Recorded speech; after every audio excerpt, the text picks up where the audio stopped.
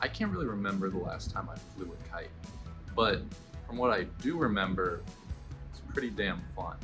So, for my next bucket list item, I'm not only gonna fly a kite, but I'm gonna build one as well.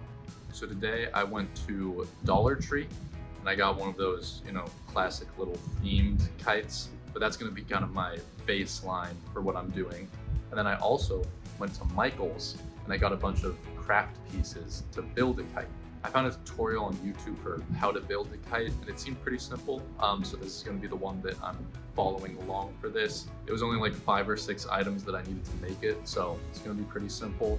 And then once I build that kite, I'm gonna take both of these kites out to a park and I'm gonna try to fly both of them and see how it goes.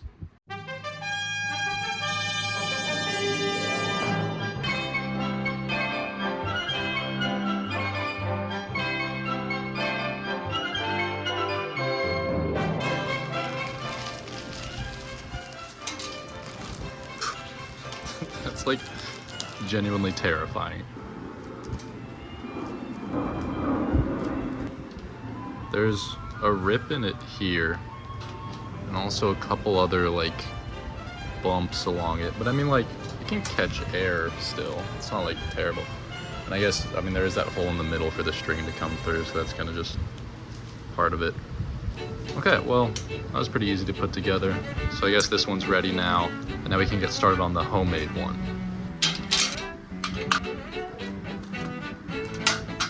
So I have the tutorial pulled up over here, as well as a little bit of World Cup going on. But our first step here is with these sticks that I got. One of them needs to be 60 centimeters and the other one needs to be 45. These are 36 inches. I don't know how many centimeters that is, but I'm pretty sure both of them are over 60. So I'm gonna have to cut them down with this guy.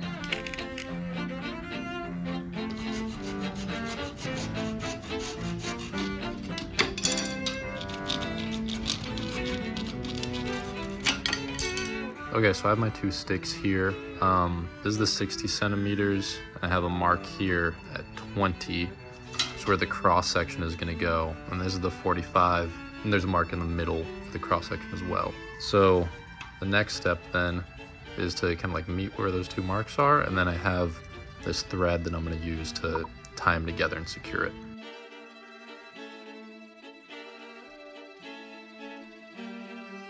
Okay, I just finished tying that all up. Seems pretty secure. It's not like super tight, but as long as it's like there, I think it's fine. What I'm gonna do now is like this little excess piece. I got some glue and I'm just gonna glue it down just to be safe and make sure it stays there. Okay, now that's taken care of. And the next step is to take the same string and put it along all 4 of these ends to kind of make like the structure of the kite. And one of the things that they say to do in the video is to make like little slots in the side, like cut in little slots into the wood so that the string sits there better. And luckily for me, I have a whittling kit, so I can do that pretty easily. So I'm gonna make those slots in the wood, and then I'm gonna take the string and put it around all 4 of them, and then we'll have the structure.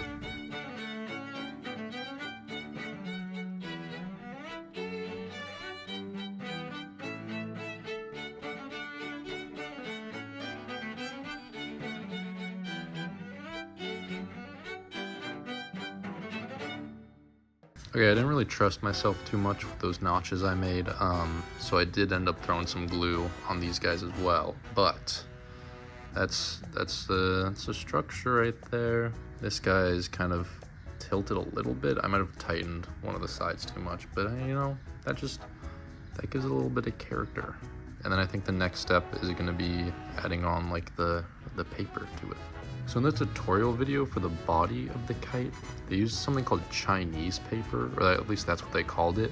But I looked it up and I couldn't find any, like I didn't know what it was, but it looked a lot like tissue paper. So that's what I got. I got some red tissue paper to use for that.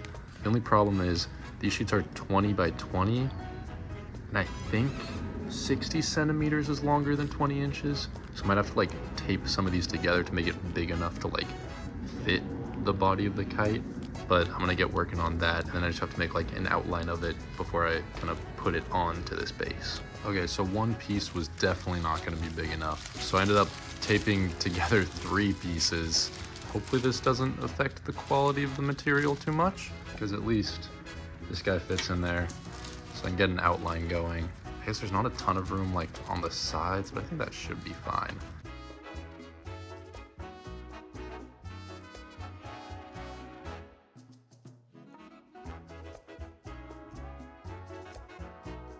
She isn't the prettiest thing, but I would say that's kind of a kite. Right? It's catching air in there. Right? And that's kind of all you need. That's all a kite has to provide. So for the last step, I'm just gonna have to attach the line to here. I got this pack of like 4 different nylon cords. They're each like about 10 yards long, which is like 40 feet, which I feel like should be enough. I wasn't really sure which one to use. I might use like this 3rd one, because it's like thicker, but not like super thick like this last one. And then that's pretty much the last step. Finished it. This is the final product. Pretty freaking awesome, if you ask me. So the back looks like I had to tie the string to like both sides, so kind of like pulls on the whole thing. Came together pretty good. And then I took like an extra piece off one of these, like the excess wood that I had, and I made a little handle for the rest of the string. And so I tied it around there. So I have that now. And yeah, it's done.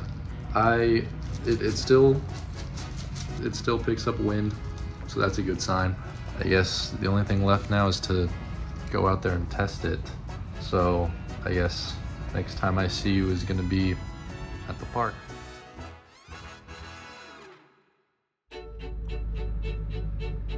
Today's the big day. It's about 11 in the morning. I got my kites back here.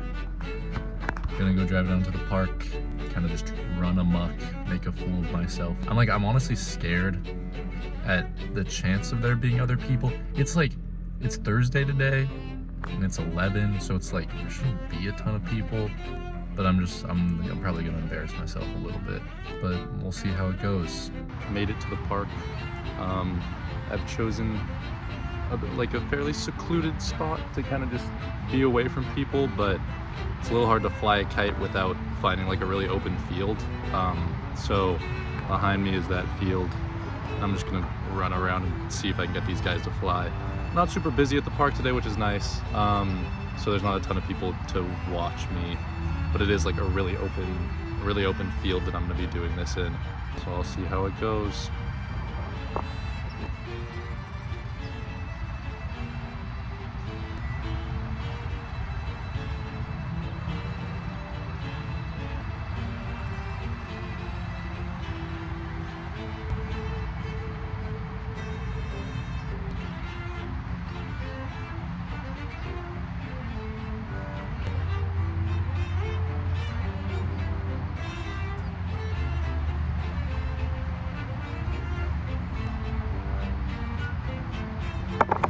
I don't even know if any of that was on camera. That was a lot of running. It's not like super windy out right now, so I guess that makes sense. Kind of had to create a lot of wind. I really hope the kite was in frame. I don't know. I got it up for like maybe 30 seconds, and it was like kind of high up there, but it took a lot of tries. But I guess now it's time to try our homemade guy.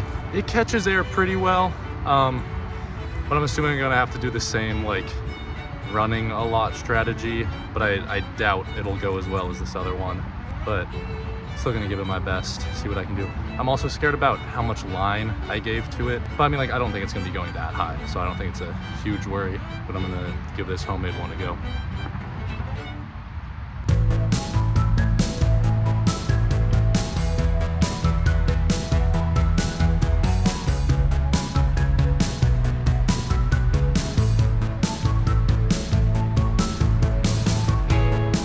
Okay, sadly, I think this one's a no-go.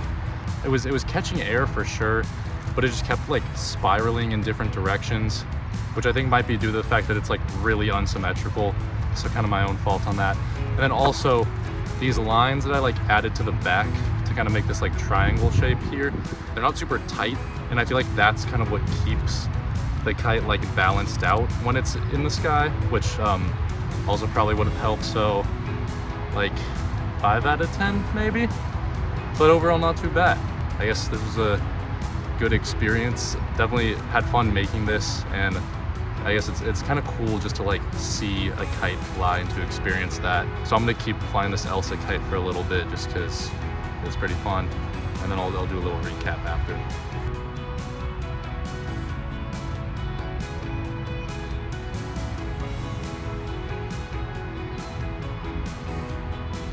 Overall, I was a pretty big fan of this one. That was actually really fun. I'm a lot sweatier than I thought I would be at the end of this, but I guess not coming out at like the windiest time of day probably didn't really help with that.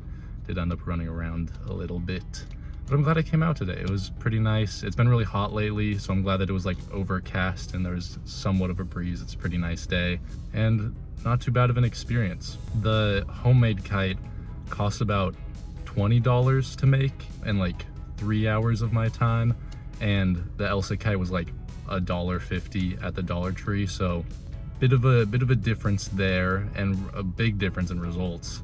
I don't think I'm gonna keep the homemade kite around, or I might keep it as like an in memoriam type thing. I might like frame it and throw it in my room or something, but I don't think it's gonna see any fly time anytime soon. But I might keep around that Elsa kite and just like take it to the beach or something, because like that was pretty fun to do, and I feel like if there's a windier day in the future, then I think it would be really fun. But overall, not too bad of a time. Definitely the memories along the way were more important than the finished product, but I had a good time with it. And that's another bucket list item down.